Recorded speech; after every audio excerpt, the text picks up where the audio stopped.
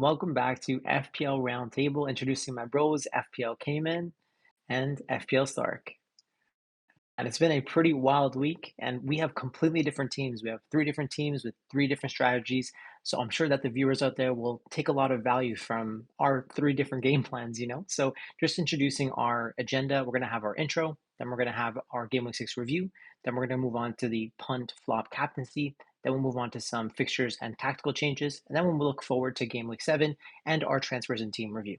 So first off, let's go right into Game Week 6 and some of the things that we did notice. The first game of the game week was Manchester City versus Newcastle, and this was at St. James's Park. This was actually the first game, the early kickoff. Usually people don't like to captain the early kickoff, but I think Holland was still the highest captain player this week. So, Cayman, I think you watched this game. So, what were your thoughts on what you saw? To be honest, I watched the game and I was praying, hiding under my sofa, that Haaland didn't brace again, score a hat trick, or maybe get 2 goals or an assist. Luckily, he blanked as I didn't captain him. When I did watch the game, I was quite scared, as I said already. It was quite interesting to see actually the position that Lewis is playing. We all thought he may potentially be playing right back and invert into the midfield. But interestingly, he actually went right into the midfield in Rodri's position, and he was playing quite attacking and quite forward. But unfortunately, the way City set up, they started with 2 slow wingers. They had the likes of Grealish and Bernardo. I didn't really like that. I think with Newcastle, their midfield is quite strong. You have to bring on those fast wingers, the likes of Savinho, the likes of Doku. And I think that's where Pep made a mistake, and hence they were not able to create many good chances for Haaland. And he was relatively quiet. He actually had 0 big chances in that game. I was kind of shocked, and at the same time glad as a non-Haaland captain, all right? But when I looked at it, I mean, the standout thing is Guardiola, the finish that he had. Oh my goodness, amazing finish. And another standout thing is the fact that, I mean, Newcastle looked amazing. We didn't think they would play that well. But considering they were at home, they do normally play well at home. It is not too surprising, but at the same time, we expected City to, batter them. But yeah. Yeah, it was an interesting game. I actually noticed, like when I was looking at the data, that Man City didn't create a chance that was more than 0.2 xG in the game. In fact, when the game ended 1-1, it was actually with more xG towards Newcastle. So it was weird to see like Newcastle put up 1.7 xG and Man City only put up 0.2 xG. Stark, what do you think is the reason for Man City's poor chance creation? I think Pep Guardiola changed his style for this match. So Akanji was actually stepping into midfield next to Kovacic, and Rico Lewis was not inverting from right back as Kyle Walker was playing. And obviously you've got KDB out, Savio didn't start. I know Grealish had quite a good game, but he seemed to be more focused on getting Newcastle players yellow cards as opposed to creating chances for Haaland. So only had 1 big chance the whole game, which is very low for a team like City managed by Pep. Yeah, it was quite interesting. I think if the likes of Foden, Savio, De Bruyne come back in, maybe Lewis inverting from fullback as opposed to starting off in midfield, we will get to see better fluid City side. But as a non-Haaland owner, I was rubbing my hands like Birdman. It felt really great because like we're all, I guess, technically cheering against him because Cayman owned him but didn't captain him, so his ownership would have been above 100%. So we're all cheering against him. We all, I guess, we're kind of happy to see him not pick up too many points, which is great. But I just wanted to mention, right? KDB is not in the team. Whenever KDB is in the team, there's really a lot of chances that are created, just for Man City, but also for Holland in general, because he's the main mouth of the team. He's like the figurehead of the team. So if they're playing well, usually Holland is picking up a lot of chances. Now, when KDB is not in the team and they don't play Foden, it feels like they just don't create enough, right? But when Foden comes back, do you think that's a good thing for Holland or a bad thing for Holland? What do you guys think? I think you can look at 2 ways. It depends on Foden's position. If he's playing in the wing position, right wing or left wing, I think it's a good thing because he will be the one that's creating the chances. However, if he's playing the De Bruyne position, which is centrally number 10, his natural position, I think that's actually a minus for Haaland because most of the shots, as we saw last season, Foden was taking and he was bagging hat tricks left, right, and center. So I think it depends on the position that he plays. We got to wait and see. But ideally, you want him to play on the right or left wing if you are a Haaland owner. So that he gets the services, especially considering the fact that now Rodri is out and the likes of KDB is also out. Do you agree with that, Stark?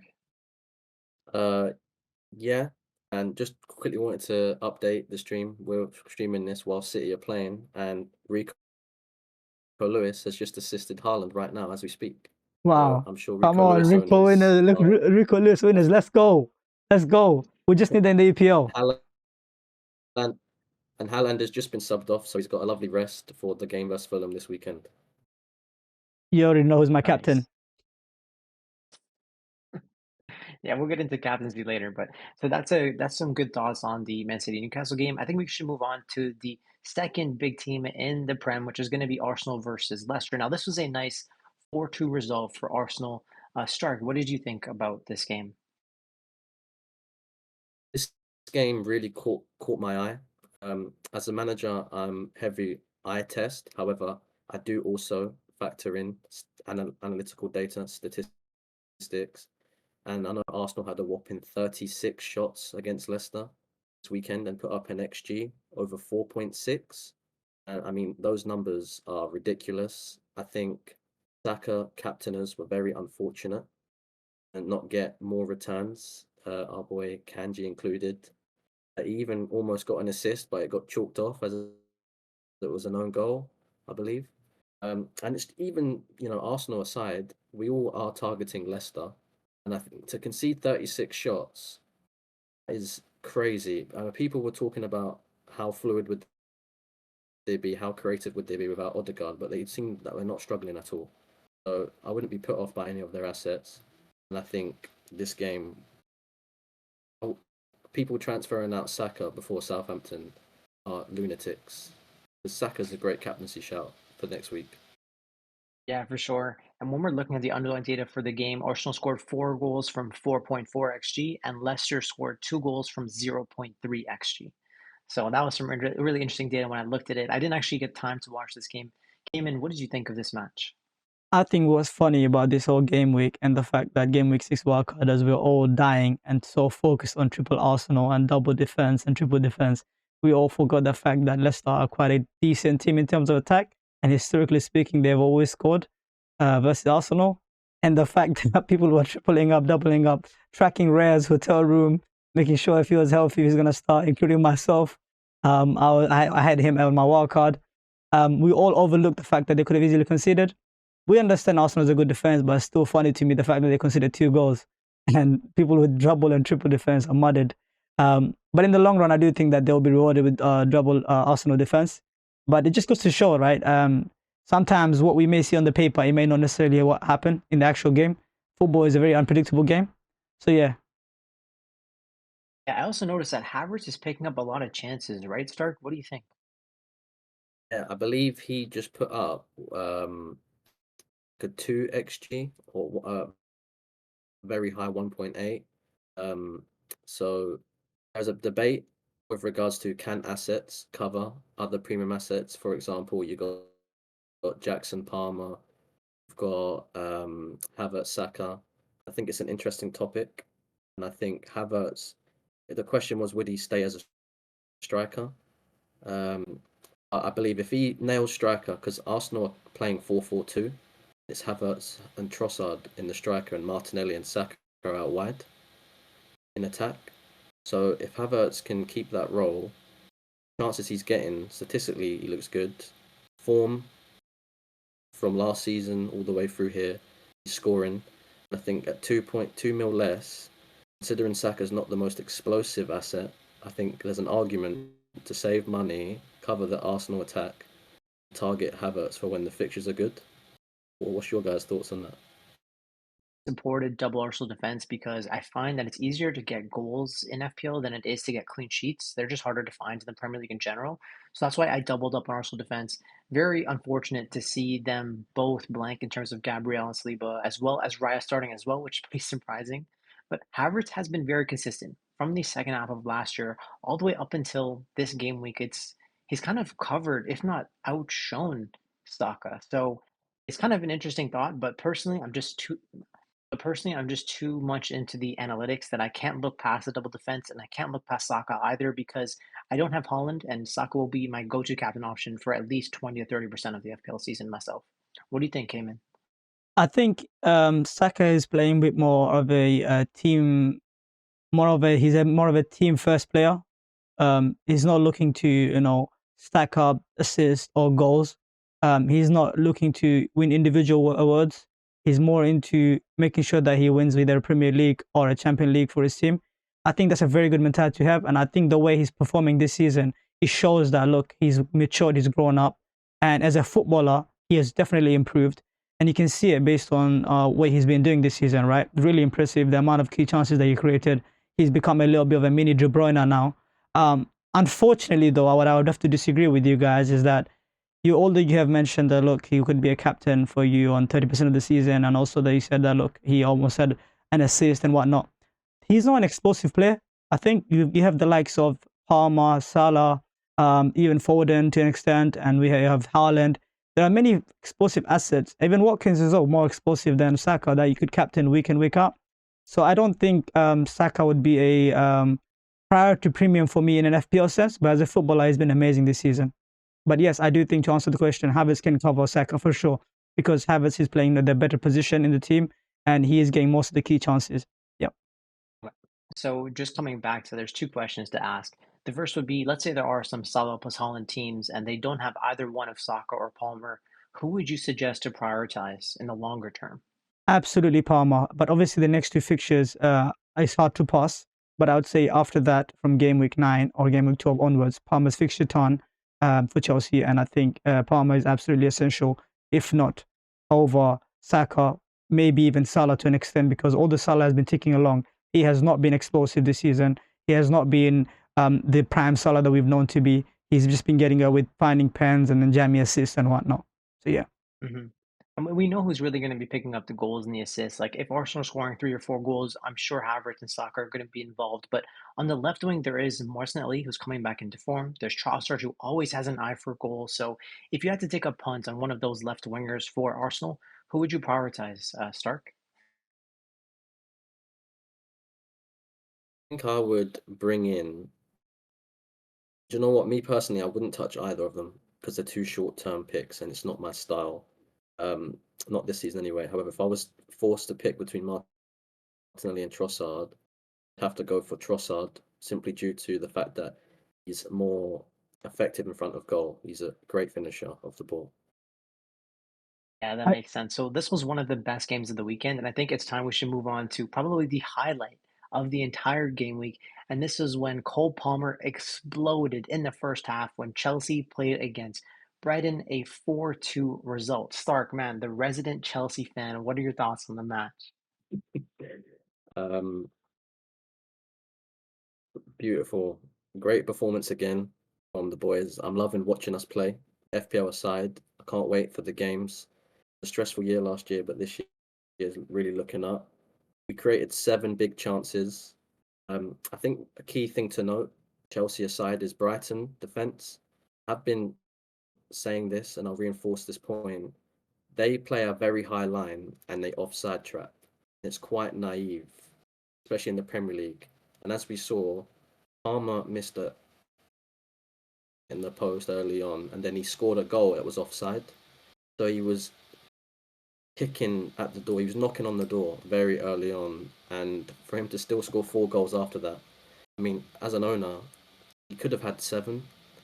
I don't feel like it's crazy to say it. If you watch the highlights, he genuinely could have had 3 assists, could have scored 2 more goals than what he got.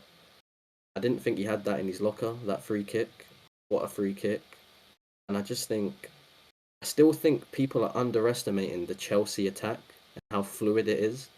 And it's not fluke, it's Maresca's style of play. We draw teams in, we beat their press, and we play the ball through in on goal with the likes of Jackson, who's rapid. We got Sancho, Madueke, Palmer, and Jackson. One of the best attacks in the league. There's other teams that have played Wolves, they didn't put 6 past them. There are other teams that have played West Ham, and they didn't dominate them the way we dominated them. There are other big teams that played Brighton with this high line. They did not put in the performance that we did. So a lot of the hype is going around Palmer. The Chelsea attack in general is a bit like Tottenham. They're an attack you want to be on because the attacking football on the show is great for FPL. Yeah. So Those are some interesting thoughts on the Chelsea attack, but I'm actually interested to talk about the Chelsea defense. Now, they conceded two chances. I'm wondering if they could have been some avoidable defensive mistakes, or do you think we can still trust Chelsea defensively? Or do we just think that this is going to be a happenstance of the system that Chelsea are using? They're going to continue to make these sort of mistakes when they're building up play. With regards to the mistakes, they came from the keeper. First goal was a very, very horrendous error from Sanchez. Should never have came out for that. He should have stayed on his line. He's never going to score from if he stays on his line. Obviously, second mistake again, and they only had 3 big chances all game. So obviously, scoring out of 3 of them, which came from mistakes. I think defensively, it's almost chaos ball, and we create very end-to-end games at times. However, defensively, I would still wait and watch because there's a run coming up where we have some difficult fixtures. So it'll be interesting to see how we handle those fixtures because Maresca against City played Lavia, Enzo, and Caicedo a bit more solid. So he might change his setup, the more difficult fixture because he's not a naive manager and he's a great tactician. So we need to wait and see before we invest in their defense, in my opinion. Okay. And then Cayman, just one key question. Let's say you had both Palmer and Saka, and let's say they both had 4 difficult fixtures. Who would you rather hold, or who would you rather trust to pick up attacking returns in the bigger games, Bukayo Saka or Cole Palmer, based on what you've seen so far this year? That's a very good question. I know earlier I said that to you. Look, I would trust Palmer to be more explosive and get more returns, and I would captain him over Saka, and I would have Palmer in the long run over Saka. The key thing is with Saka, even in big games, he's a big game player. He also gets a return. So does Palmer. But if I had to say that Saka will always manage to find something, so for just taking along, I would say Saka. But if you want the upside and you want more explosiveness, I think you want Palmer. Even in big games, he may come up with 2 returns, whereas Saka, you're expecting an assist off a corner and a Gabriel header. So yeah, hope that answers the question, mate. Yeah, there's no need to ask Star because I already know what his answer is going to be. And if I were to answer that question, I'd actually prioritize Palmer. Like, I'm pretty sure I'm going to be holding Palmer for 34 weeks based on what I've seen so far this year, based on what I saw last year.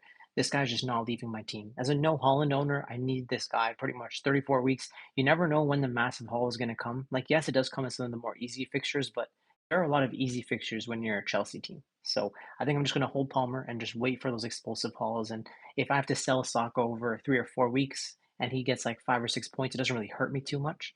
Similar to like the way that you were thinking earlier of like I prioritize Palmer, it's the same way. Even in the bigger games, I still prioritize Palmer myself, even though I would trust Arsenal as a team. But that doesn't mean I would trust them to score as many goals as Chelsea in big games. Anyway, let's move on to the next match, which is going to be my club. You never walk alone. This is going to be the Liverpool versus Wolves game. This was away from home, actually. And I actually noticed that Trent Alexander-Arnold got a booking before the first half, which really annoyed me. But overall, it was a surprising clean sheet wipeout with less than 1 XG conceded for Liverpool. But they went out there and picked up the victory against Wolves, man. K-Man, what are your thoughts on this match? Konate, my boy. They all ask me why Konate. They all ask me why Konate. Why Konate? Now you know. I guess now you know, man. Look, I've been wanting to have this guy on my team for a long, long time. And Kanji, thank you for asking me this question, right? Just remind me again for the viewers, how much does Trent Alexander-Arnold cost in Fantasy Premier League? Yeah, so he cost 7.0, and Konate is how much? Please say that. Do the honors, please. Do the honors. How much does Konate cost? I don't know if he's risen in price by now. I mean, he probably should have given the amount of returns he's been getting, but I think he's 5.0, right? Exactly. Last game week 5, he had an assist. In game week 6, he had a goal. So far, he has outscored Trent in terms of returns. Trent only had 1 return so far this season. So look, for 5.1, you get a bargain, right? A solid defender, nailed 90 minutes, and potentially a header, and sometimes even assist. You can't ask for more. I chose to go against Trent and have Konate, and it paid off, and I'm so glad. And I'm also happy that Trent got a yellow card. Key takeaway from this whole game, Konate was the best player and he should have been the MVP. And I believe he has been robbed of his bonus points because Salah came up with a jammy goal again and came up with 3 bonuses. FPL got to explain how they do these bonuses, man. Honestly, to be honest, it's not enough like the way they explain it now. Because how does Konate not get 3 bonus? Yeah, it's pretty weird. I actually noticed when I was looking at the data for the match, Liverpool put up 2.9 XG but only scored 2 goals, and the Wolves put up 0.7 XG but still scored. And I wanted to ask you guys what your thoughts are about Mo Salah. Now, Salah's priced at the premium price point of 12.5. I think he was the obvious best captain on paper, given that Wolves were battling through some injuries as well as some illnesses that were going through the camp. I think, Cayman, you're the one that captained Salah this week, right? Yes, and I regretted it. I actually regretted it when I was watching the game. I was literally, I was banging the wall. I wanted to punch someone, literally. The way Salah was playing, it's like I wanted to transfer him immediately. I thought he would be a season hold for me, and I had a lot of faith in him in the wildcard. I kept him over the likes of Palmer, the likes of Son, the likes of various other premium options, right? Even Trent. Now, the fact that he played so poor and came away with a jammy pen at the end, I think the Salah owners and the captainers are extremely fortunate, and we should thank our lucky stars and run away with those points. And I don't think I'll be captaining Salah anytime soon, personally, because I think he has not been in his on himself like the way we've been seeing him in previous seasons. I think he's been ticking along, getting the returns, but I think they're very jammy, and I don't think they're sustainable. So yeah, I wasn't too pleased with him. I think Salah might be on the chopping blocks in the future. Not yet. He still has one or two good fixtures. So yeah, I think we got lucky. Liverpool as a team, the attack was good, but they just didn't finish the chances. And defensively, I think the goal that they considered, it was really, really poor from Alisson. Konate was calling him to come pick up the ball, and he didn't. And then he left Konate, by himself, and then they ended up conceding a really, really stupid goal. But yeah, Yeah, that happens all the time whenever you watch football. I just yeah, want to talk about Salah in terms of him being a season-long set and forget. The thing is that we have such high expectations for these premium players, but he's picked up 8 attacking returns in 6 matches. That's more than what I could have asked for when I started the season with him. But when you see the output of other players like Palmer and Holland, it kind of feels like it's not enough. I'm wondering if Salah will be able to justify that 12.5 price point when you have somebody like Palmer that's just as explosive as him, that's 2.0 less, and you have someone that's 2.5 more expensive than Salah, but also can be more consistent and more explosive. So it's a very weird position for people that own Salah. So Stark, what would you suggest to people that do own Mo? Would you be keeping the faith and rolling with him, given that you have Aston Villa and Brighton on the horizon, or would you look to potentially move out to one of the likes of Saka or Palmer for the longer term? It is an interesting one. I do own Salah myself, and it is something I'm keeping an eye on because of how much he costs. And I want to own Haaland for this run. Um, However, I just think Liverpool's range of fixtures in game week 10, I believe they have like Brighton, Villa, and Southampton.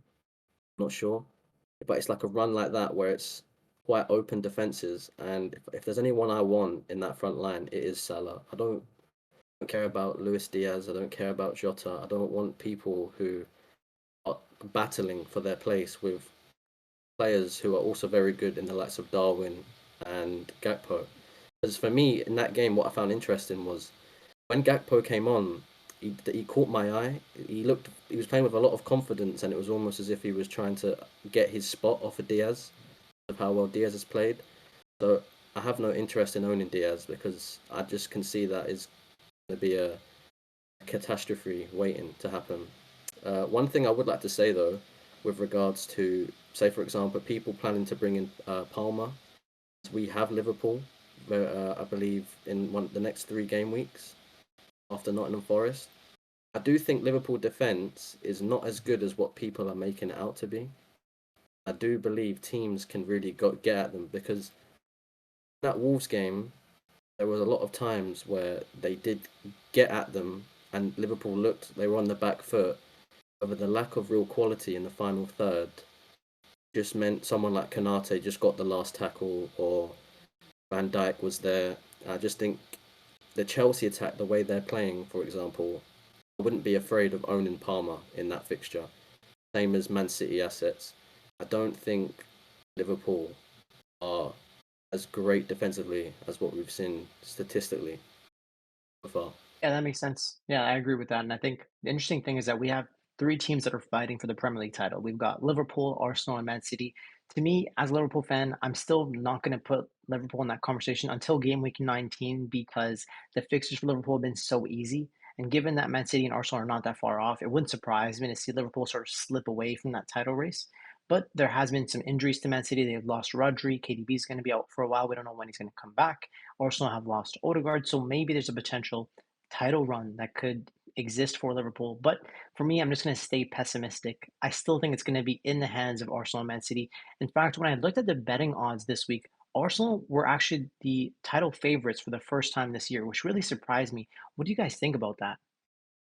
Let me go first, Doc. My goodness, how many years in a row are we gonna see Arsenal the betting favorites? You guys, you know what you guys need to do? Throw all the odds, throw everything under the window, right? Have you guys seen the rumors that City are looking to buy a new centre back?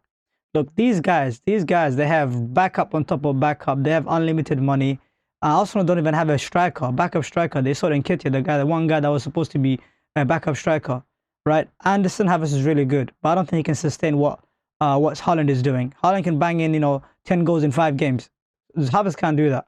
I think Man City should be the favourites and are the favourites. Although they looked poor on the weekend, I think Pep will figure it out. And I think until you see someone beat City, I will not be convinced. Those are some interesting thoughts, Cam, and yeah, I kind of agree with that as well. So moving on to the next game, we've got Everton versus Palace. Now, of course, Sean Dyche, whenever his back's against the wall, he gets the results. Branthwaite comes back into the team, and what do you know? Everton pick up a win. McNeil, their star boy, the guy that I started my Gameweek 1 season with, bagged a brace. This guy is class. He's actually moved from the left wing position to the cam position. I love watching him play. I thought Calvert-Lewin would be involved in some of the goals, but McNeil just takes it upon himself to just get the results. He is exactly what a lot of FPL managers thought Eberechi Eze was going to be, who continues to just underwhelm managers. Somehow Gahey picked up a return in this match, but overall, this game didn't really surprise me. Palace have been underwhelming so far this year. Everton picked up the result when they're healthy. That's kind of what I expected. Did you guys have anything else to add? Just on the Braithwaite comes back in instantly, defensively more solid, statistically to back that up. Alice had a XG of 0.95 and they only created one big chance. And you could obviously look at that as a cause of Braithwaite coming in. However, I do think Elise leaving has had a great impact on the fluidity in attack, and hence why I've avoided Eze all season, and I still think Eze is an avoid until find a solution. I think one thing to note here is Dominic Calvert-Lewin, the man that has been talked about the most all over Twitter, all over YouTube, every content creator, everyone. Even some of you guys, where has Calvert-Lewin been, right? This man has been the biggest fraud, right? I think I've been set up personally. I want to cover on my walk, and I think I've been set up, and I'm looking to ship him out as soon as possible. This man has came away with only 1 point. A guy named NDA, right? He's got a bonus point, and he didn't even get any goal or an assist. That's what's shocking to me. And Dominic Calvert-Lewin, that cost 6 million, had yellow card and 1 point to show for it. This man is a setup. He's another Eze and Bruno Fernandes, and if you have him in your team, please get rid of him as soon as possible. That's all I have to say, mate. Yeah, that's fair. That's fair. The fixtures coming up are just too good, though. You're going to have to hold on for a couple of weeks because they have Ipswich, Fulham at home, and then Southampton on the horizon. But after that, for sure, I'd agree with you. Let's move on to the next game, which is going to be Nottingham Forest, who are playing against Fulham. Now, Fulham went out there and actually scored a goal against one of the most underrated defenses in the league in Nottingham Forest. Fulham attack has just been so consistent. In fact, Raul Jimenez stepped up to the penalty spot and took the penalty, which was really surprising to me. I thought Andres Pereira would have taken it, but somehow this guy, who's priced at 5.5, has replaced Muniz in the starting 11 and is now back on the penalties. Now, I'm not sure if that's going to continue. The manager came out in the post-match press conference and mentioned that he expected Andreas Pereira to be on the penalties for Fulham. So I'm not sure if Jimenez being on the penalties will be a trend to continue. But either way, he's a 5.5 striker that's taken over the starting spot. He could be a really good value pick in FPL. Cayman, I know that you were looking at him on wildcard. I ended up putting you off and told you to go to Dominic Calvert-Lewin for the pens and the guaranteed minutes. But how do you feel? I'm devastated. I'm in shock. I'm sad. I want to cry. And I blame Kanji and Stark for all of this. I had him in my draft, not one, multiple drafts. They said, guys, look, he's not nailed. He could easily lose his place, X, Y, and Z. I don't like the way the draft looks. It's too cheap up front, X, Y, and Z. Now, what do you know? He scores 3 game weeks in a row. And he gets all the bonus points, guys. Look, I think he's a very cheap way to get into that Fulham team, who looks really good, both attacking and defensively. And I think the fact that he's taken pens, and when a striker takes a pen, they normally take the second one, third one, because that's a confidence for them. And although the manager, if he did say that Andres is going to be on pens, maybe this is one of the things where they share the pens. But I think unless Jimenez misses one, Andres doesn't take another one. So I think at 5.5, you couldn't ask for a better bargain pick. They have a Villa and then very good fixture on after that for 6 game weeks. I think he's a very good option if you're looking to sell Dominic Calvert-Lewin, who is a setup, as I said in my previous section. Nice. All right, so moving on to the next match, which is going to be Aston Villa playing against Ipswich. Now, in this game, it ended up with 2-2, but somehow Ipswich ended up with more XG than Aston Villa in the match, where they put up 1.5 XG in the game and scored 2 goals, whereas Aston Villa put up less than 1 XG in this game but scored 2 goals, which is really interesting. Stark, what were your thoughts when you were watching this match? I'm so glad that I own Leif Davis, and I can't wait to start him in the upcoming fixtures. How many chances did he create? I mean, one thing to note is Ipswich themselves took 10 corner kicks that game versus Aston Villa, and he takes the in-swinging corners as he's a left-footed player. So he takes, I think Leif Davis is also very good for BPS of the chances he does create. Obviously, if he keeps a clean sheet. I just think Leif Davis is someone you need to, if you watch that game, look at him at his price point, look at the fixtures, because he is due a haul. If you look at the data, he is 100% due a haul. And also, I know Rodgers came off in the 60th minute, but it was just a tight hamstring. I'm certain he's back in training, full training. Watkins again, just assist, goal. I believe he has the same amount of big chances as Haaland. I just think if you're a non-Haaland, if that is your strategy, I think Watkins is essential in your team if you don't own Haaland. Interesting, yeah. I think that's really interesting. I mean, I don't think anyone's really essential, but Watkins has really been delivering the points, reminding me of what he did last year, where he felt almost inevitable, returning every single week. But there was a very cheap striker on show, and his name is Liam Delap, coming from Manchester City. Cayman, what do you think about him? There is a reason he's there, ladies and gentlemen. There's a reason why he's there. And as I said, I do want to ship off the trap of the season so far, which is Dominic Calvert-Lewin. And what better player to go and move on to from Dominic Calvert-Lewin than to Delap? Look, he scored 2 goals. He got all 3 bonus points. Not only that, every single chances that Ipswich create, he's always involved. And I think this player could be a big differential, and he's been slept on right now in FPL.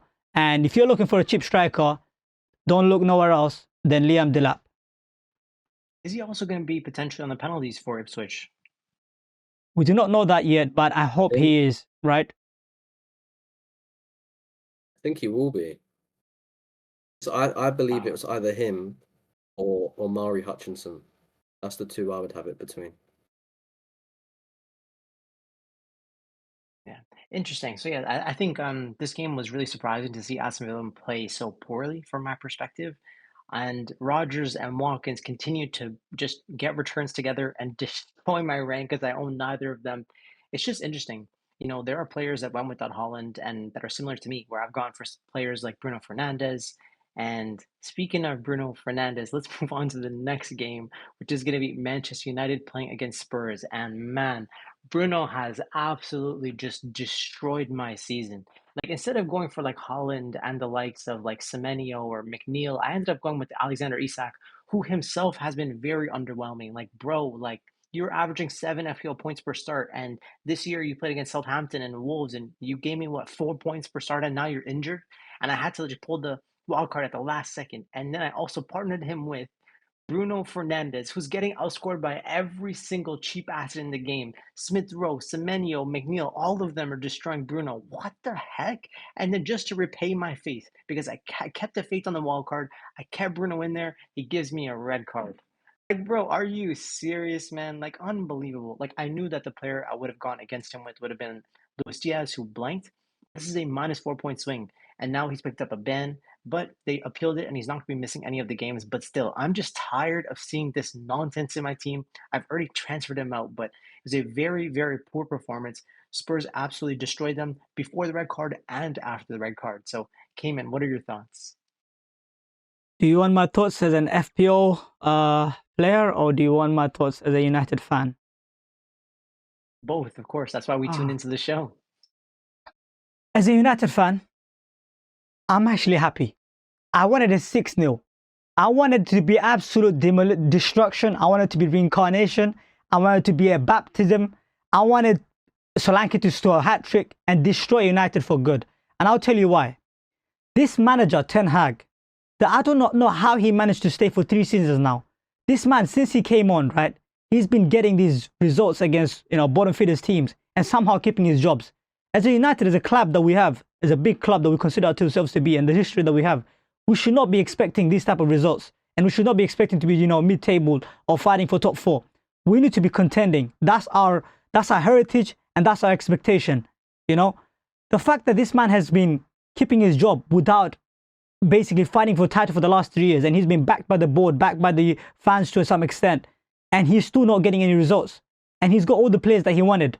He has to go. Ten Hag out. That's the first step. Secondly, in regards to FPL, I have warned you, my friend Kanji, about Bruno Fernandes. Every single spaces I've been, every single YouTube videos I've been with you, and the previous pod. This man is a fraud. The fact that he's wearing an armband for Manchester United is an embarrassment, and I'm embarrassed to call him my captain, honestly. And the red card, I don't know why they even appealed it. I wanted him to stay banned. I wanted to see us play without him. Honestly, I think we would have performed better without him. Now that he's coming back, I hope you lose to Villa more. I hope you lose to Brentford. Honestly, mate, absolute shocking. I wouldn't touch a single United player until a new manager comes in and we understand the system that we're playing. And yeah, that's my thoughts on United. I'll let Stark speak on Spurs, honestly. Passionate rant about Manchester United. Tottenham have impressed me 2 game weeks in a row now. Created 9 big chances against Manchester United. I know they had 10 men. Even before 10 men, that game was done. Man United were never, they could have had 12 men, and I think Tottenham still would have won. They were super impressive. I touched on it last podcast, but Spurs are playing with a new system. Obviously, the fullbacks still invert. However, Bentancur sits in, and Maddison and Kulusevski are almost like 8/10s, free roaming everywhere, getting on the ball. Kulusevski created, from what I remember, just through the eye test, 2 great chances for Werner, who fumbled them both. In the first half, he made a nice intricate 1-2 with Maddison. Maddison tried to dink the keeper again like he did last week. It was a great save by Nana. So that could have been 3 assists. He also got a goal. There's been a lot of discussion on Twitter with regards to Spurs assets this week, especially with the midfield options of Maddison, Kulusevski and Brennan Johnson. I think you can't go wrong with any 3 of them. A price point, me personally, really like Kulusevski. I think he's a brilliant footballer. I think he's really relishing the change of role, playing more centrally. And I just like the fact that he's playing 90 minutes and he just is he's a racehorse. He just does not stop running. Moving to Solanke. Solanke is a transfer in for me for the Brighton fixture. Tottenham have Brighton next, and they're playing this attacking assets. The data is fantastic. I think everyone should have a Tottenham attacker on their radar. Solanke has had over 1 XG back-to-back games, and I believe the same in the Leicester game that he started.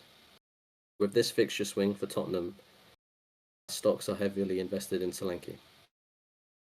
Yeah, I'm with you. In fact, there's an interesting stat that I found, which is that Tottenham have actually created more XG at Old Trafford than Manchester United have. And just to point out something that came and said earlier, where the game was already done in the first half, and that's right. So in the first half, Man United had created 0.4 XG in the game, and Spurs had created 2.1 XG in the game, but they only scored 1 goal. So technically, the game was still there to be had in the second half, but when it came into the second half, the game ended up with Spurs creating 5.3 XG in the game, but that's obviously because they had an extra man. Now, Man United did get some chances on the counter attack and created 1 XG themselves, but didn't score from it. So overall, the theme just kind of makes sense. Spurs are riding a high. They're picking up a lot of wins in Europa League as well as the Premier League. Solanke's looking really great. I've actually gone and made a knee-jerk transfer after the Bruno move, and I know how good these Spurs fixtures are, given that they're playing against Brighton away, who have this really high line. Then they're playing against West Ham at home, as well as Aston Villa at home, and Ipswich at home in the next 4 weeks. So I definitely want another slice of the Spurs attack, given that I already own Solanke. Now, I'm not sure if Son is going to come back into the lineup, but if he doesn't come back, I do believe that Solanke is going to be their first choice penalty taker.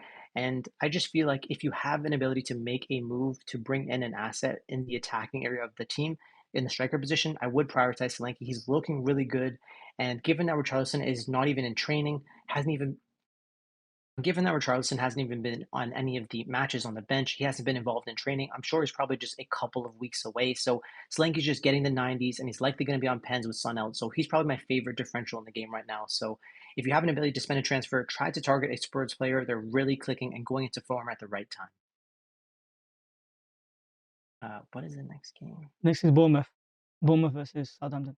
All right, so moving on to the last fixture of the game week, which was actually on Monday Night Football, which was Bournemouth, who played very, very well against Southampton. My boy, Antoine Semenyo, my differential that I no longer own. I'm sure a lot of managers out there own him, and he was cooking. They were unlucky to not get the assist for the first goal, but he ended up getting a goal himself. He is so classy, and Bournemouth as a team are just so underrated. But if we looked at the underlying data for the match, Bournemouth created less than 2 XG in the game, but still put up 3 goals. So I really just feel like Bournemouth's attack is still underrated, but they're picking up the results. And I'm just curious to know what you guys think. I'm curious to know what you guys thought of the match. I thought the match was very good to see, reinforcing the fact that Southampton are just a team to target. I don't see them staying up in the Premier League this season. So those of you selling Saka before Southampton, you guys are crazy. Bournemouth, very underrated, especially at home. The way they press, they do drop off in the second half, which is a key thing to note.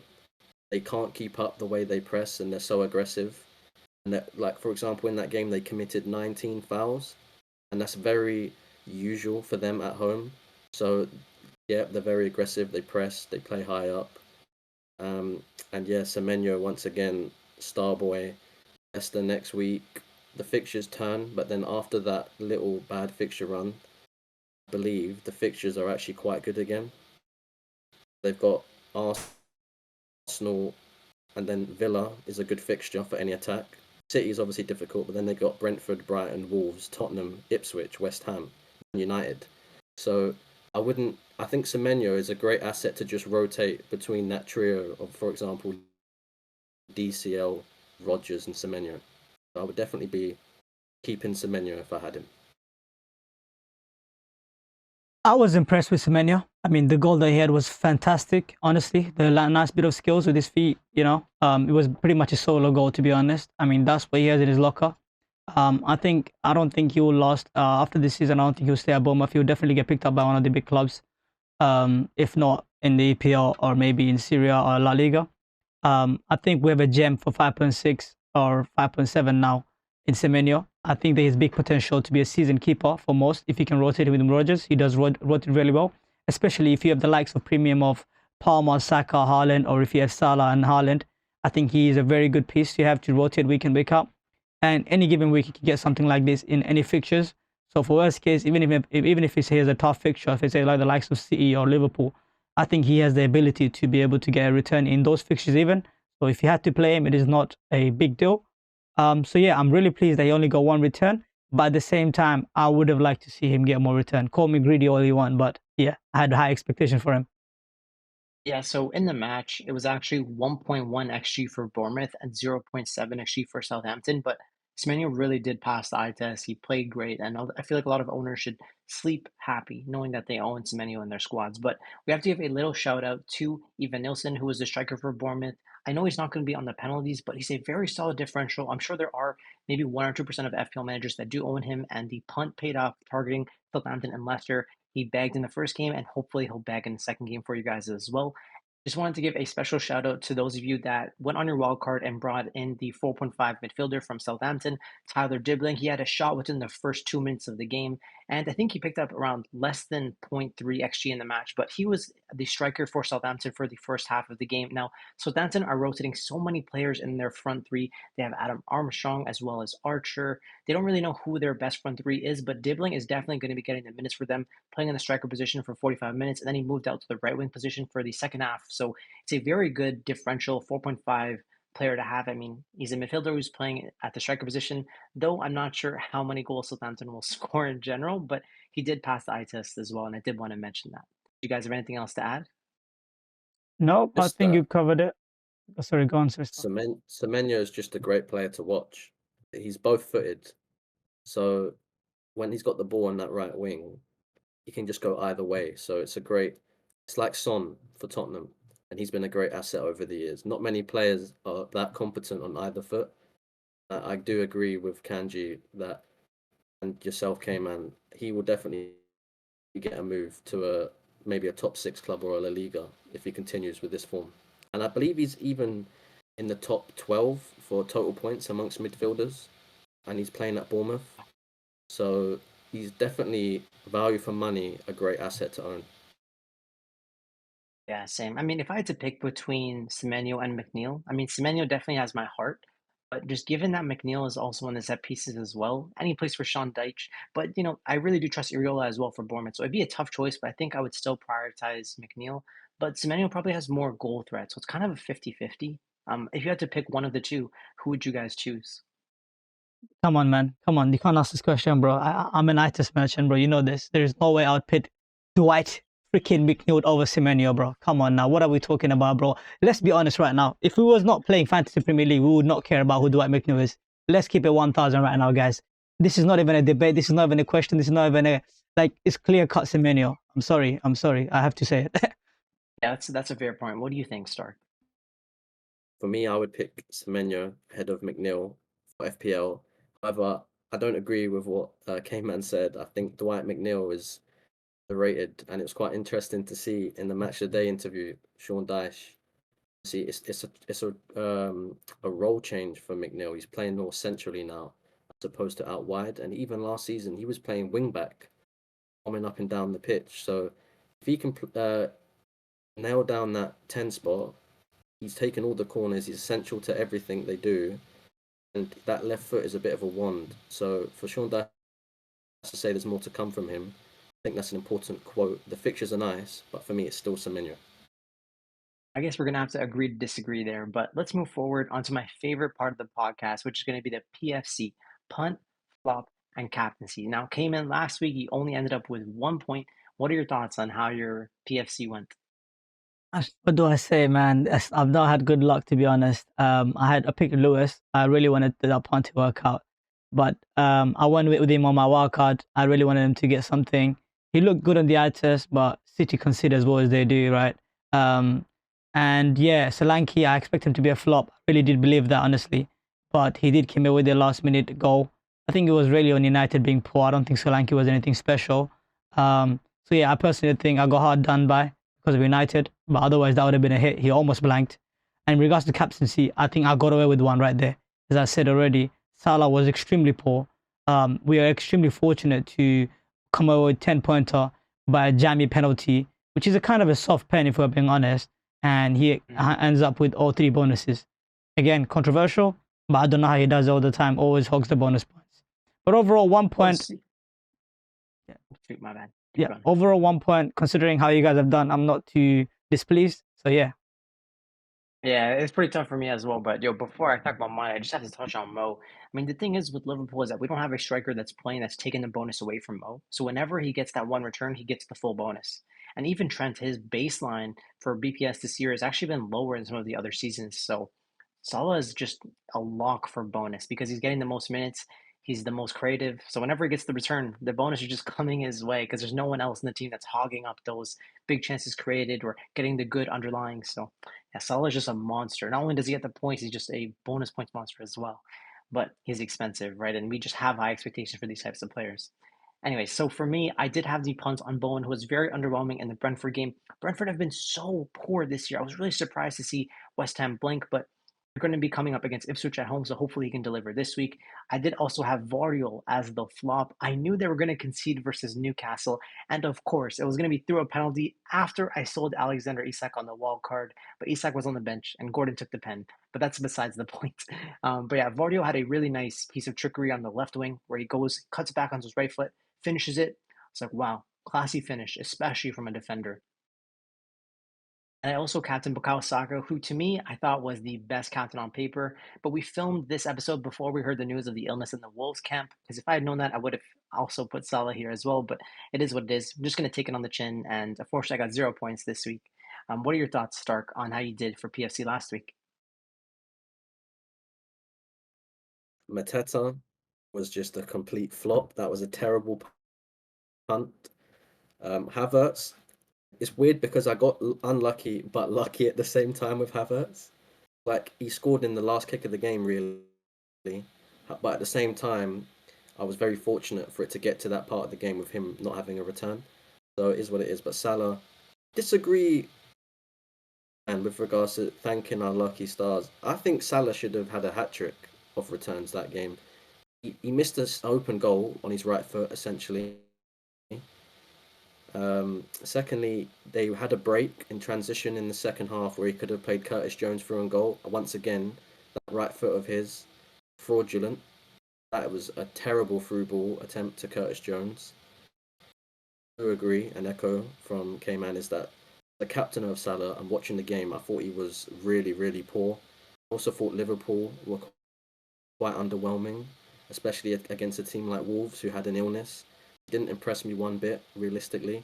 If that goal didn't go in at the end of the first half, that could have been a completely different game for them. Obviously, because Wolves had to come out and chase the game. But with regards to K-Man's punt on Lewis, I think he was quite unfortunate that he didn't play in his usual right back spot.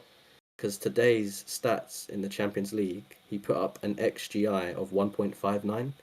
So just imagine what he could have done last weekend. Yeah, that's a really good point. I do feel like he's one of the best defenders in the game, honestly. If anyone's considering wildcarding, I suggest to put Rico Lewis in your team, get him into a rotation, have another 4.5 backup, or maybe he's going to be your fourth defender. Just make sure that you have him in your wildcard. I just think he's a really good asset. Even if the minutes go away, who cares? It's just one transfer to another 4.5. And how many points you're really getting from 4.5s anyway? So, anyways, okay. All right, so moving forward into the PFC for the next game week. We have Cayman going up first, man. What is your PFC this week? So my punt is Dilap. As you guys heard in the previous sections, I did gas him up a lot, and I am going with Dilap, and I'm hoping he returns this time. Or maybe I'm just jinxing them every time I put them in my punt, right? Maybe I shouldn't put him as a punt. Maybe I should change that. I don't know, guys. But I don't believe in juju. I don't believe in all of that karma and whatnot. But honestly, I got Dilap as a punt. I think he's been slipped on a lot, as I said already.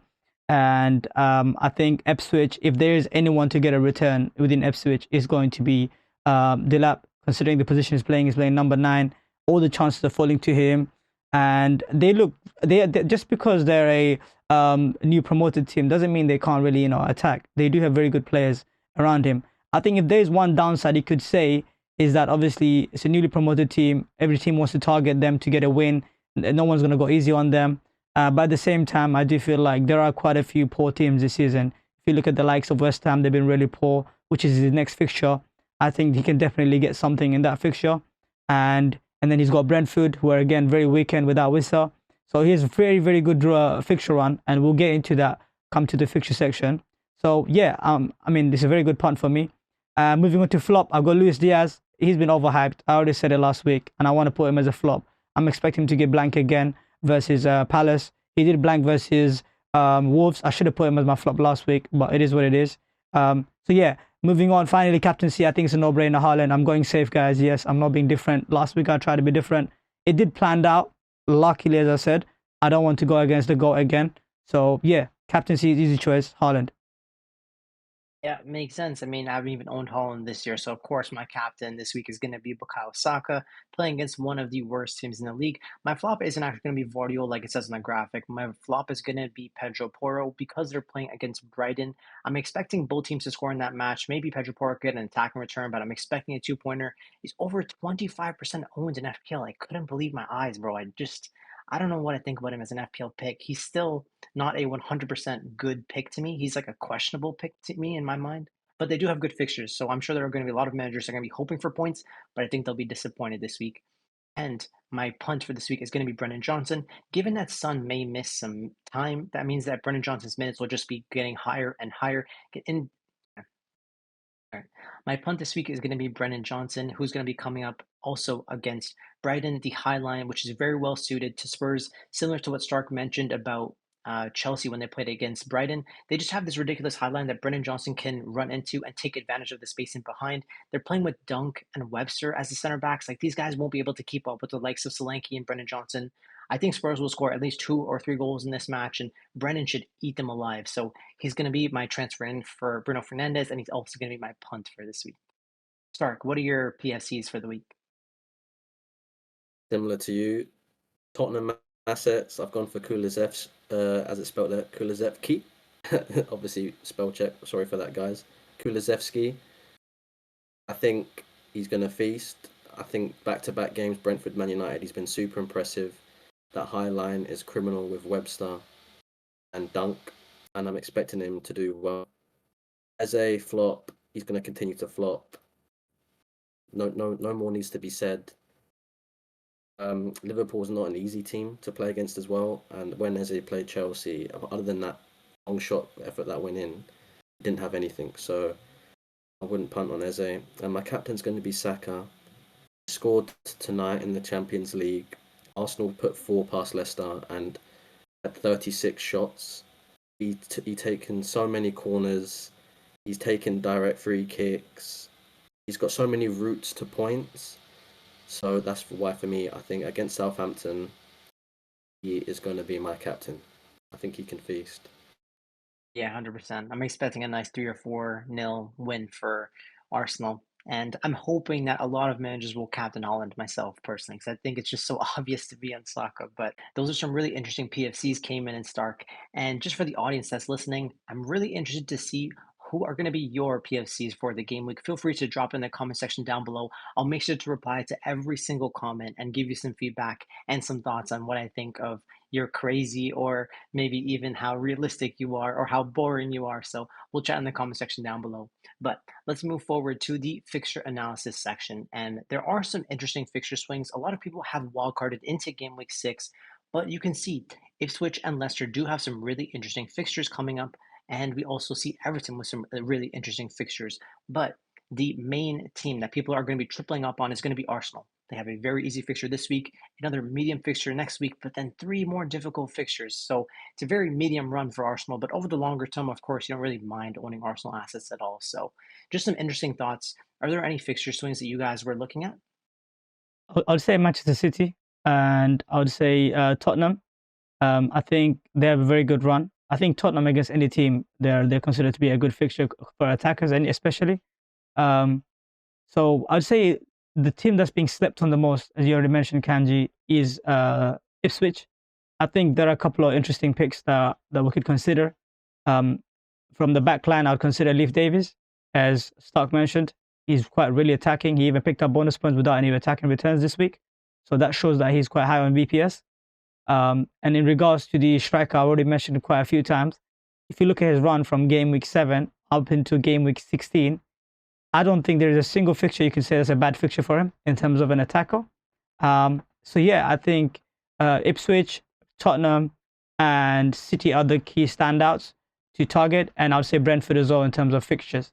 One team that has a £12.8 million asset in midfield and Mo Salah, I think if you look at their next 6 fixtures for attackers, I think they have great fixtures minus Arsenal. As someone who owns Salah, Palmer, and Saka, I would get rid of Palmer and Saka ahead of Salah with the fixtures coming up. Obviously, keep Saka for Southampton, potentially Bournemouth. But I think Mo Salah hasn't hit form yet, and I still think the fixtures are there attacking-wise for Liverpool. But when it comes to then going to Man City, Newcastle, I think that's when they really change. I think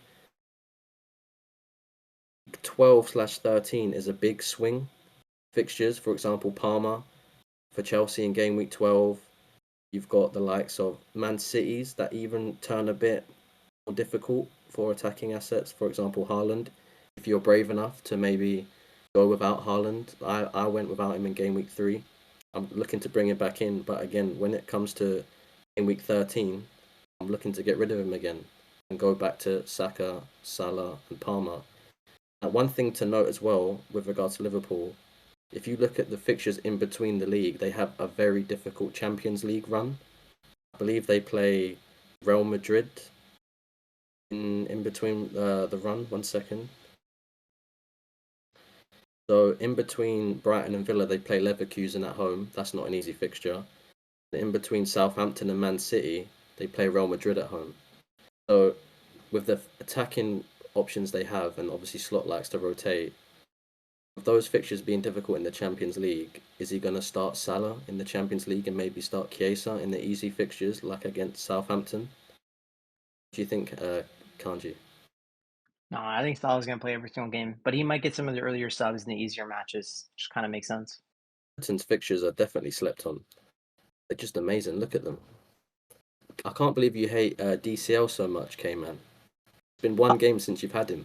I have got a funny question for you. Who do you think is by far the worst striker in Premier League history in terms of finishing? Moana or Timo Werner. Timo Werner is horrific at finishing. Calvert-Lewin is the worst striker in history. That's the stats I've heard on FPL Therapy by Raptor. So I'll use him as a source. There's a stat that came out that says that DCO in the Premier League history, he's been the worst striker ever for converting the chances that he gets. And Okay, that so if I would have known that, go on. So let me ask this question.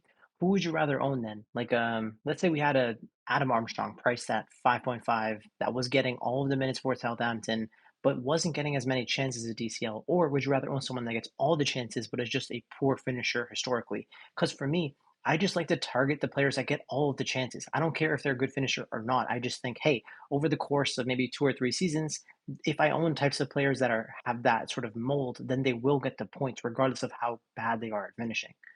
I think you're prioritizing quantity over quality, my friend. And I think with FPL, you have to prioritize quality over quantity. The reason being, the prime example that we have in the recent seasons is Darwin Núñez. The way he was getting, the amount of chances he was getting last season, he was not converting anything. I mean, it doesn't matter if he was getting 90 minutes, he was getting 10, 15 chances a game, he was not converting. So I think DCL is a similar case. Same with Bruno Fernandes. I think these are similar type of players that comes under the one umbrella of a trap.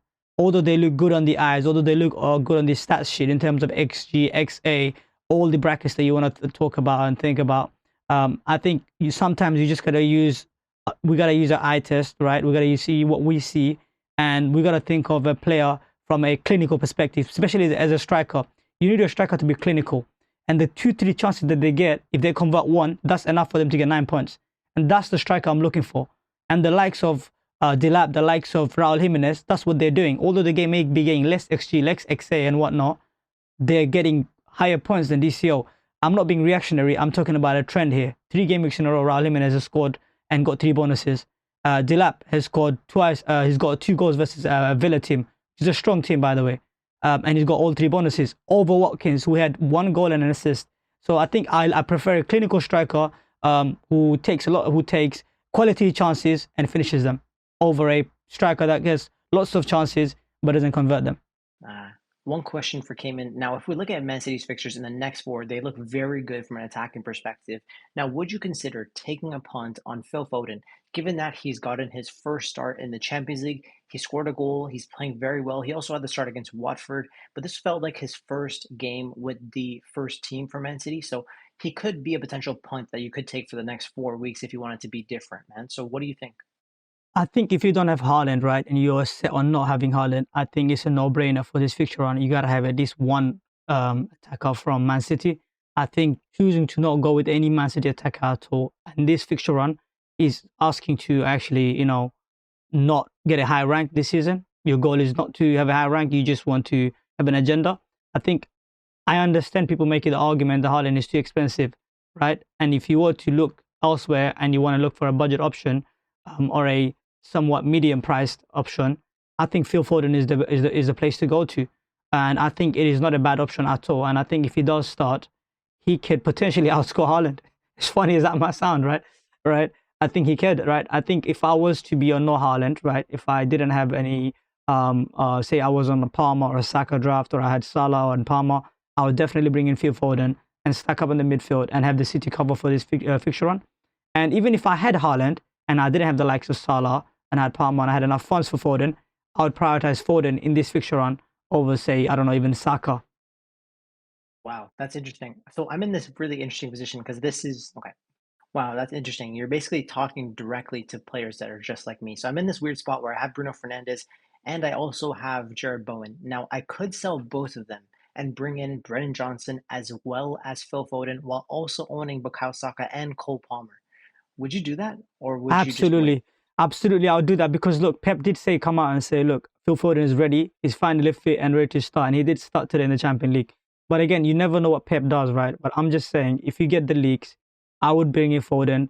And even if I don't get the leaks, I think in your position, I think in the rank that you are and the fact that you don't have Haaland, I would definitely take the chance, mate, honestly, and hope for the best. I would bring in Foden. It's just hard to sell Bowen as Ipswich at home, right? Stark, what do you think?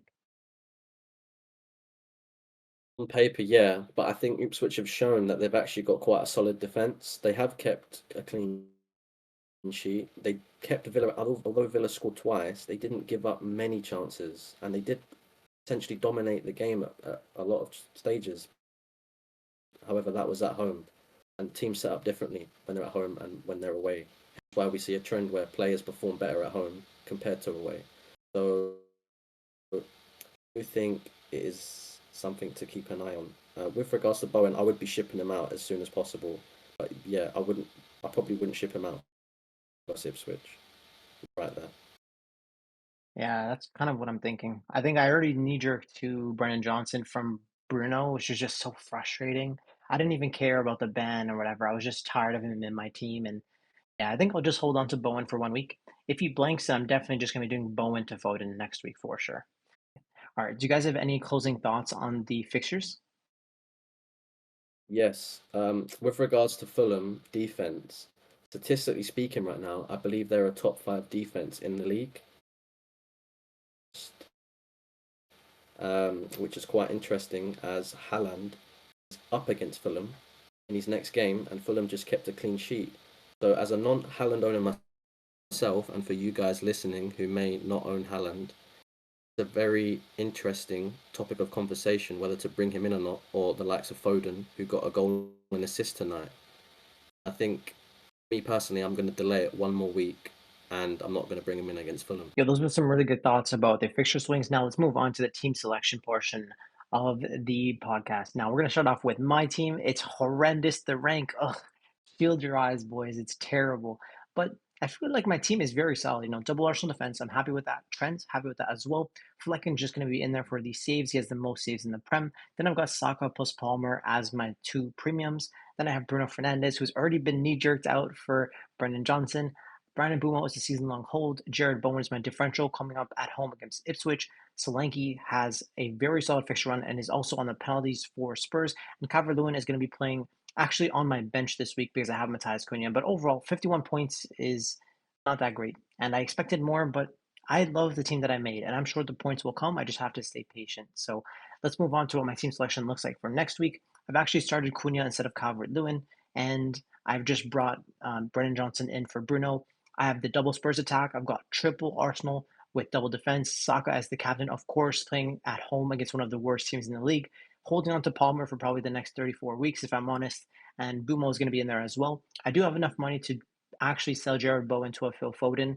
I'm going to wait and see. I'll think on it. I think I'm just going to hold Bowen for the fixture. But if he blanks, then I'll probably just make the early move before the price rises because I have exact money to make that move. So yeah, that's probably what my team is going to look like. I love it. I'm hoping for a green arrow, but I felt this exact same way for the last 5 weeks and I haven't gotten one. So let's just hope that Lady Luck is smiling down on me. So one question, Kanji. After this whole podcast, have I managed to convince you on either Raul Jimenez or Dilap instead of Calvert-Lewin? It's a really interesting thought. I mean, I could use some extra money because Cunha is the mainstay of my attacker. I'll look at the fixtures. I'm definitely open to moving Calvert-Lewin out. He's also injury prone. There's no way he lasts 38 weeks and stays fit. But it's just priority wise, I'm just happy to hold him and just bench him.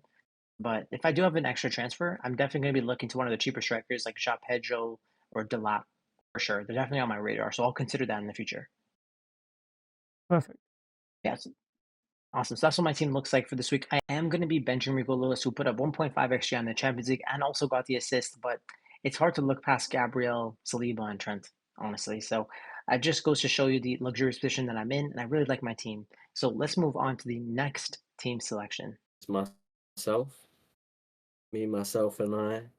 Big fat green arrow, 89 points, pushing into the top 100k. I was, doing Cole Palmer celebration in my room in that first half. I never thought about captaining him, which is a shame. I really thought Salah against Wolves was the right decision, unfortunately. But every one of my midfielders returned apart from Saka. Robinson was a star boy of the week, getting me 7 points. Rico Lewis, happy to own him. Trent, season keeper for me. And I'm happy to own the Arsenal defence at a price point of 5.5, not having to worry about my keeper. Move on to and if we move on to my team for next week, this is my bus team, guys. I am playing around with transfers. I think I really want Tottenham assets for this fixture swing, especially the Brighton fixture. I think it's a match made in heaven for any attacker. I think I'm going to bring in Solanke for Jackson. And I also think I might bring in Kulusevski, but I don't know who for. Saka, no brain, I'm going to captain him. I think he's going to feast against Southampton. I'll be surprised if he doesn't. I think he's got unlimited routes to points. I think Arsenal are due a penalty. We're starting to see now all the big teams getting penalties.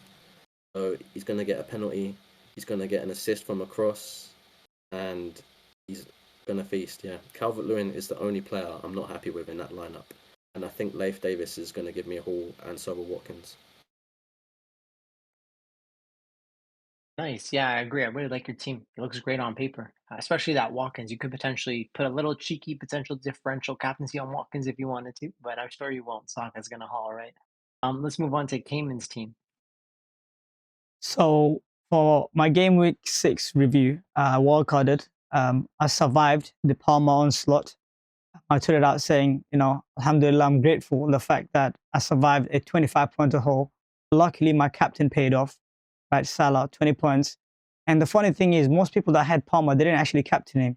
That shows that although they had him, they didn't have that much faith to captain him versus Brighton, right? So although he held, Salah did cover with the captaincy. And most of the people that captain were Haaland and the likes of Saka, and they both blanked. So the damage was mitigated in that sense. And hence, I managed to remain my rank somewhat. Although I had a red arrow of like around 4K. I was previously 9K. Now I'm 13K. Pretty happy with the squad. I was disappointed with Calvert-Lewin, as I already mentioned. And Rodgers' benching was a dagger. He got 7 pointers and sitting on my bench. I had more faith in Calvert-Lewin. I thought there was an upside in going for him. I didn't rate the Palace defense. I was right. But instead of Calvert-Lewin, what do you know? Dwight McNeil is now the star boy of Everton instead of Calvert-Lewin, and he ends up with 2 returns. The star of my week, I would say Kanate, the man himself. He should have had 3 bonus points. The Salah, like the thief he is, saw 3 bonus from Kanate. And my differential could have had 10 points instead of 7 points. But I'm still happy. Ultimately, I won both of them. And I think the fact that I have Lewis moving forward, as you guys heard already, he did in the Champions League get an assist. So I hope that he gets something in the EPL now. So yeah, quite happy overall. Sanchez, I'm not too keen on that pick right now. The way they're looking defensively, they're quite suspect. But hopefully when the fixture turns, he can keep some clean. Because there isn't that many good 4.5 keepers anyways. So yeah, let's move on to my transfer plans for next week. As you guys saw the whole podcast, I've been gassing up the main man himself, Liam Delap.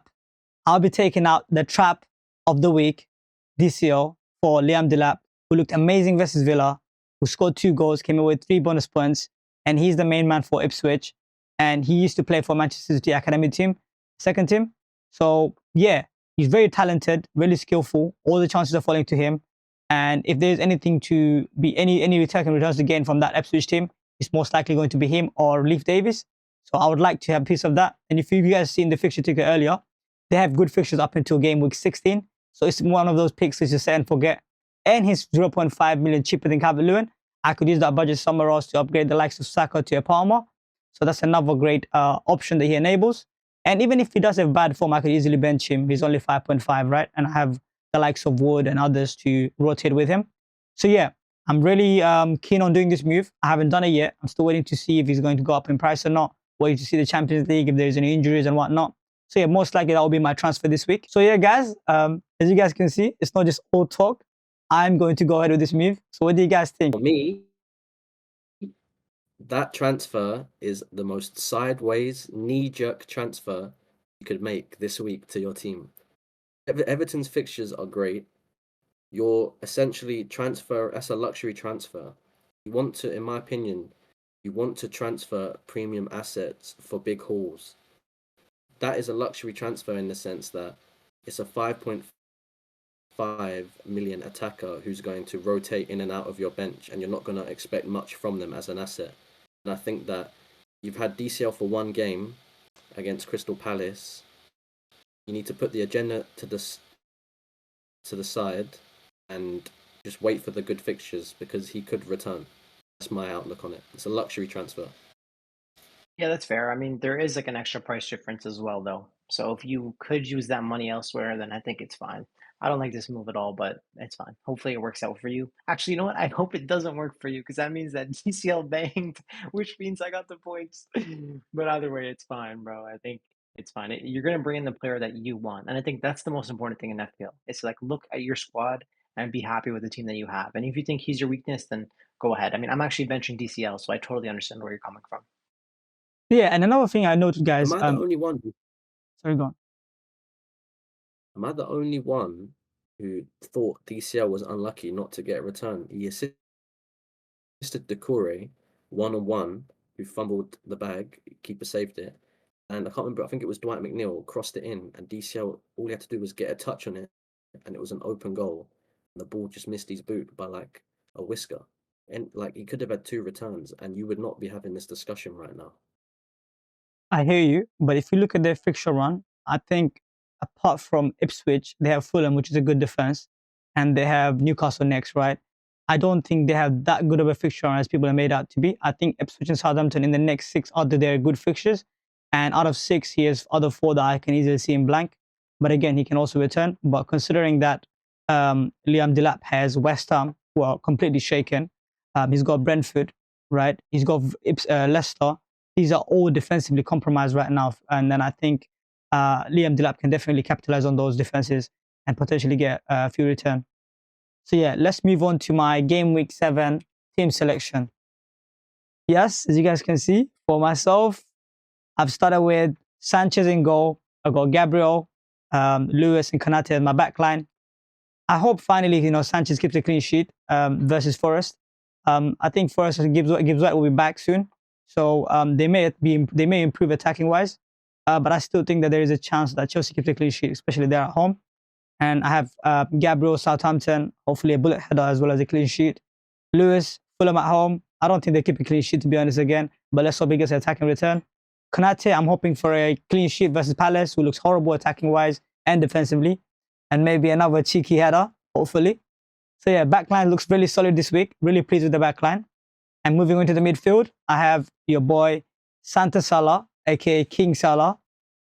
So he's got Crystal Palace away. I think he can get a return versus Palace. As I said already, they're compromised defensively. Since Olise has left, they compromise on both attacking and as well as in the backline. So yeah, I will not be captaining him this week because I was not impressed with him, what he has done versus Wolves. So yeah, moving on. Next midfielder, we have Saka, Southampton at home. A lot of people are considering to captain him. I will not be going there because I think that people should have learned their lesson versus Leicester, where he didn't get any return, and they're going to make the same mistake again. At best, he may get maybe a 1 goal or 1 assist. He's going to just tick along. I don't think he holds. So yeah, I wouldn't captain him this week, but he has a great fixture, nothing less. Southampton has been looking really, really poor, to be honest. Moving on, we got Mbeumo. He's got Wolves at home. Wolves is quite a good team, to be honest. And Brentford, for some reason, they always start good in the first 5 minutes, get a goal, and then they just park the bus and they look horrible since Wissa has been injured. So look, he's a good pick. At his price, he stands alone in terms of a premium, not premium, but in terms of a talismanic asset. At his price, when you got the likes of Eze, which I'm not too keen with, I think he was a trap of the season. So I'm quite happy to have Mbeumo. He's got Wolves at home. Hopefully he gets another return. And then we have Semenyo, who's got Leicester away. He had a return last week versus Southampton. I hope they can do the same here. I'm hoping for more than one return this time, though. Call me greedy if you want to, but yeah. It's a great fixture on paper, and he looks really good on the eye test. Finally, we have Rodgers, who's got Manchester United at home. I think we're also compromised defensively, attacking-wise, just like Palace. We're not any better. And I think people should target us instead of looking at the fixture ticker on a fantasy Premier League app and think that we're a tough fixture right now. And yeah, I think Rodgers and Watkins definitely could bang versus United, and they're playing at home at Villa Park. Finally, we're moving on to our strikers. We have the main man, the Earl of Norway, Erling Haaland, Fulham at home. As Stark mentioned in the fixture ticker earlier, that Fulham are 5th ranked defensively. It will be a quite tough challenge. I don't think he will get a hat trick, but I could see him getting a goal or an assist, or maybe potentially 2 goals because they're playing at home. And he's my safe captain. I don't want to go against him this week. So yeah, I think if you have him, it's probably an easy captain. But obviously you have other options like Salah and Saka, which are not bad options. But I personally wouldn't go there. And finally, my differential of the week, the main man, the one man I've been constantly talking about and hyping up, Delap, who's got West Ham away. As I said, they look horrible. They don't trust their manager. They lost the locker room. And I think they're about to explode. They're going to blow up the team real soon. The manager may get sacked. And I want all of that. When the team is on turmoil, I want one of my players to go on there and, get a brace. And let's hope Delap can do that. And on the bench, we have Fabianski, he's a backup goalkeeper. On the bench, we have Fabianski, who's a backup goalkeeper. He's not going to really play. And then at first, we have Wood. I am benching Wood, which is a risky move. Chelsea is not amazing defensively, so you could very easily get, a header or something like that, because Chelsea does not have any centre-backs that can clear headers, and definitely Wood could, get a return there. But I'm just hoping that because I have Sanchez, it just feels counterintuitive to play Wood while I have Sanchez, so I don't know who to root for. So yeah, let's hope he stays quiet this week. He's on my bench. And moving on, the second bench we have is Greaves, who's got West Ham away. And again, maybe he can get something there as well, but he's on my bench. And lastly, we got Mikalenko, Newcastle at home. So yeah, guys, what do you guys think the way I'm lining up? Yeah, I really like the team. I just think the captaincy is wrong. I think Saka is cleared this week. But apart from that, it's a lovely team. Thank you. But yeah. Yes, it's a nice team. Once again, I think if you're scared and always worried about a player, for example, Haaland, it can blindside you from truly making the best move possible, which will enable you to actually win FPL.